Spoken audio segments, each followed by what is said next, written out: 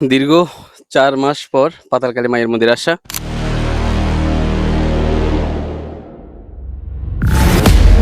পিছনে দেখতে পাচ্ছেন, এটাই হচ্ছে আমাদের চট্টগ্রামের সীতাকুণ্ডের সবচেয়ে জাগ্রত মা পাতালকালী। বর্তমানে পাতালকালী মায়ের মন্দিরে অনেক পরিবর্তন হয়েছে, অনেক পরিবর্তন। জয় মা পাতালকালী। আমরা যাচ্ছি, জয় মা জয় মা। আমরা যাচ্ছি পাতালকালী মায়ের মন্দিরে। আমি লাস্ট পাতালকালী মায়ের মন্দিরে আমার যাওয়া হয়েছিল প্রায় ৪ মাস আগে। লাস্ট গিয়েছিলাম ৪ মাস আগে, ৩ মাস আগে এসেছিলাম আমি চন্দ্রনাথ পর্যন্ত, এরপর আর যাওয়া হয়নি। একটু ব্যস্ত সময় কাটছিল আমার গত ৩ মাস। যাক, আর এখন মোটামুটি একটু বর্ষার সিজন শুরু হচ্ছে, ওই একটা সময়। চতুর্দিকে পরিবেশটা একেবারে শান্ত শীতল, আর পাহাড়ি গর্জনটা তো বুঝেন, পাহাড়ি যে একটা আওয়াজ হয়, এই আওয়াজগুলো এই পথটা দিয়ে গেলে আমার বেশি ভালো লাগে। অনেকে বলেন যে নতুন পথ দিয়ে যাওয়ার জন্য, নতুন পথটা দেখানোর জন্য। অ্যাকচুয়ালি নতুন পথটা অত বেশি ভালো লাগে না আমার। মানে শর্টকাটে মায়ের কাছে চলে গেলে কেমন জানি আমার একটু অন্যরকম লাগে। একটু দূর দিয়ে ঘুরে গেলে বেশি ভালো লাগে, আর রাস্তাটা একটু সেফ। কোন রাস্তাগুলো আসলে ঢালু রাস্তা, আপনি যদি একটু এই বর্ষাকালে যদি একটু পিছলে খেয়ে যদি নিচের দিকে পড়েন, তাহলে ভালো রকমের একটা ইনজুরি হওয়ার সম্ভাবনা থাকে। আর এই রাস্তাটা মোটামুটি একটু সেফ আছে, একটু সমতল আছে, ওই কারণে আমার মনে হয় আপনার পুরাতন রাস্তাগুলো না, নতুন রাস্তাগুলো না ধরে পুরাতন রাস্তা ধরে আপনারা পাতালকালী মায়ের মন্দিরের দিকে গেলে বেশি ভালো হয়। চলুন তাহলে দেখি আজকের পরিবেশটা কিরকম। চতুর্দিকে মোটামুটি একটু মেঘাচ্ছন্ন, আর এই রাস্তাটা এমনিতে মেঘাচ্ছন্ন থাকে, সূর্যের আলো তেমনটা পড়ে না এই রাস্তার মধ্যে। চলুন তাহলে মায়ের সাথে একটু দেখা হোক। হর হর মহাদেব, জয় মা। আমার সাথে আজকে বের হওয়ার কথা ছিল লিটন দা, যদিও সকালে বৃষ্টি হওয়াতে সে একটু ভয় পেয়ে গেছে, বলছে পাহাড়ি রাস্তা, তার জন্য আসা হয়তো সম্ভব হবে না। আসলে তো আমি শেষ পর্যন্ত আমি বিনুকে নিয়ে চলে আসি, আর এখানে আসার পর দেখা হয় বন্ধুর সাথে। আর তার চেয়ে বড় কথা হচ্ছে, এখানে আমার পেছনে দেখতে পাচ্ছেন দাদারা আছে, এরা কিন্তু পাতালকালী মায়ের মন্দিরে কখনো যায়নি, আজকে প্রথম ওরা পাতালকালী মায়ের মন্দিরে যাওয়ার প্রয়াস করছেন।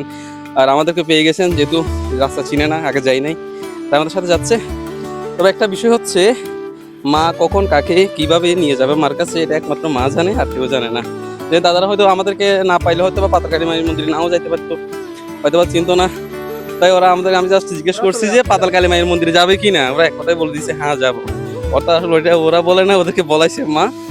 এখন ওরা কিন্তু চলে যাওয়ার জন্য মানে রেডি হয়েছিল, চলে যাবে চন্দ্রনাথ দর্শন করে, কিন্তু না, ওরা একেবারে আমাদের সাথে পাতালকালী মায়ের মন্দির পর্যন্ত যাবে।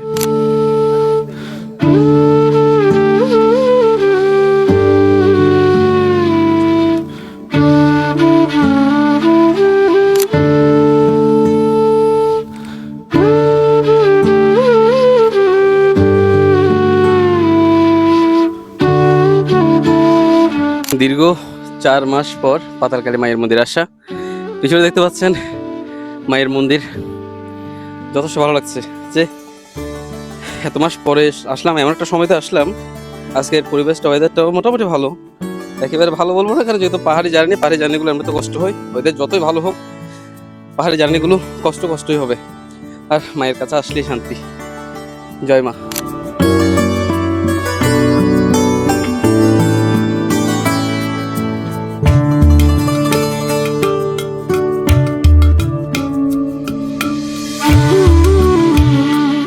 চলে আসলাম একেবারে মায়ের শ্রীচরণে।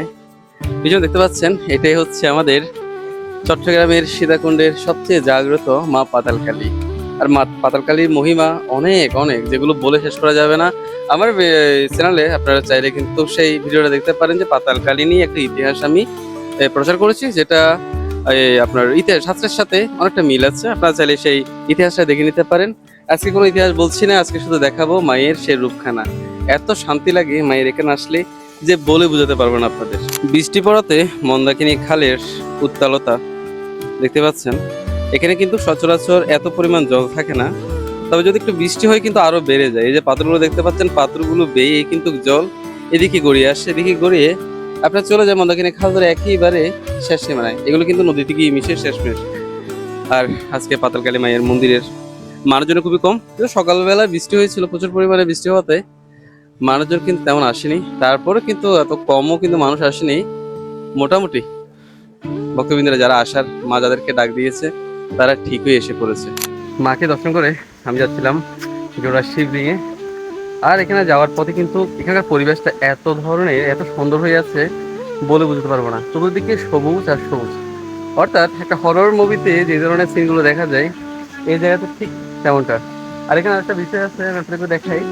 এই দেখতে পাচ্ছেন জগন্নাথ দেবের এই বিগ্রহটা, এটা যখন করতেছিল যারা আসছিল কুমিল্লা থেকে তারা আমার সাথে যোগাযোগ করেছিল যে এখানে একটা জগন্নাথের দর্শন পেয়েছি, সেই জগন্নাথ দেবকে এখানে আমরা স্থাপন করব বা রং দিয়ে একটা অঙ্কিত করে দিব জগন্নাথ দেবকে।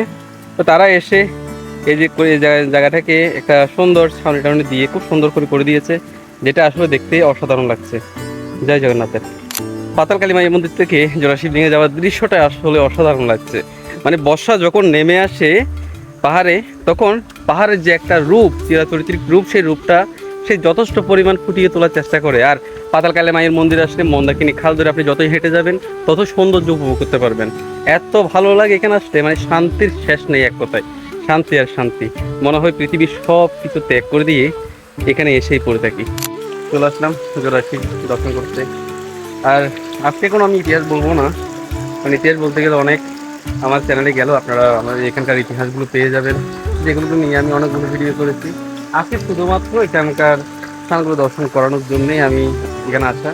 আর আমিও 4 মাস পর পাতালকালীতে, 3 মাস পর আসছি চন্দ্রনাথে। 3 মাস আগে চন্দ্রনাথে এসেছিলাম, আর পাতালকালীতে এসেছিলাম 4 মাস আগে। শান্তি লাগছে, প্রচুর শান্তি, অপার শান্তি, যে শান্তিটা বলে বুঝতে পারবো না। বর্তমানে পাতালকালী মায়ের মন্দিরে অনেক পরিবর্তন হয়েছে, অনেক পরিবর্তন, যেগুলো আসলে দেখলেও বিশ্বাস করতে পারবেন না। এই যে আমার পেছনে দেখতে পাচ্ছেন, এটা নতুন করে করা হয়েছে যাত্রী নিবাসের মতো। এখানে এসে আপনারা থাকতে পারবেন, রাত্রি যাপন করতে পারবেন। আর এখানে থেকেই একেবারে পাশে, মায়ের পাশে রাত্রি যাপন করে মাকে দর্শন করা, মায়ের পূজা করা আসলে ভাগ্যের ব্যাপার, ভাগ্যের ব্যাপার। এই যে এখানে দেখতে পাচ্ছেন পিছনে প্রত্যেকটা পাশে, চতুর্পাশে এত সুন্দর করে আপনার স্থাপনাগুলো তৈরি করে রয়েছে, যেগুলো আসলে অবাক করা বিষয়। আবার উপরে কিন্তু মহিলাদের থাকার জন্য ব্যবস্থা করা আছে। এই যে দেখতে পাচ্ছেন দূরে, এগুলো হচ্ছে মহিলাদের থাকার জন্য। মহিলারা রাত্রি যাপন করতে পারবেন, যাতে বাইরে থাকতে না হয়, সে কারণে এখানে আপনার রুম করা হয়েছে মহিলাদের জন্য। আর এই পাশে যারা পুরুষরা আসবেন তারা এখানে থেকে রাত্রি যাপন করে এখানে একেবারে পাশে, মায়ের পাশে আপনার মায়ের যে মন্দাকিনী খাল রয়েছে, মন্দাকিনী খালের শব্দে আপনারা এই স্থানে রাত্রি যাপন করতে পারবেন। আমরা পাতালকালী দর্শন করে ফেরত যাচ্ছি হরগড়ি হয়ে চন্দ্রনাথে। এখন আমি দাঁড়িয়ে আছি পাতালকালী মায়ের মন্দির থেকে হরগড়িতে যাওয়ার যে সামান্য টিলাটা আছে, এই টিলাটা ভেয়ে উঠলাম। আর এখানকার পরিবেশটা পিছনে একটু দেখুন, খোলামেলা একটা মাঠের মতো, এত সুন্দর লাগে দৃশ্যটা। আমরা এখন যাব এই পথটা ধরো হরগড়ি দর্শন করে আমরা ফেরত যাবো চন্দ্রনাথে। এটা হচ্ছে পাতালকালী থেকে হরগড়িতে যাওয়ার পথ। খুব সুন্দর একটা পথ, একেবারে শান্ত। এখানে তেমন মানুষজন কিন্তু আসা যাওয়া করেন না। পাতালকালী মায়ের মন্দিরে মানুষজন আসলেও হরগড়িতে তেমন মানুষজনের যাওয়া আসা হয় না, কারণ অনেকেই চিনে নেয় না আসলে এখানে পাতালকালীর পাশে যে হরগড়ির স্থান আছে। আর যারা চিনে তারা তো অবশ্যই আসেন। আর বিশেষ করে মানুষ চন্দ্রনাথ হয়ে হরগড়ি দর্শন করে তারপর পাতালকালী মায়ের মন্দিরে আসে। তা আমি প্রত্যেকবার উল্টো বিষয়টা করি, সেটা হচ্ছে আগে যে নিয়মটা ছিল পাতালকালী দর্শন করে এরপর হরগড়ি দর্শন করা, আমি সেই নিয়মটা পালন করি প্রতিবার। এবারও সেম একই, পাতালকালী দর্শন করে আমি এখন যাচ্ছি হরগড়ি দর্শনে। পাহাড়ি খালের স্রোতে এই যে পাতালকালী মায়ের মন্দির থেকে হরগড়ি মন্দিরে যাওয়ার যে ব্রিজগুলো তৈরি করে দিয়েছিল, এগুলো একেবারে নড়বড় হয়ে গেছে। মানে পরিস্থিতি একেবারে খারাপ, যে এত পরিমাণ পানির স্রোত যায় এখান দিয়ে বলা বাহুল্য। এখান দিয়ে তখন আপনি হেঁটে যেতে পারবেন না, পুরা মন্দাকিনী খালটা পানির নিচে দেবে থাকে। আর আমরা সেই ব্রিজটা পার হয়ে আসলাম।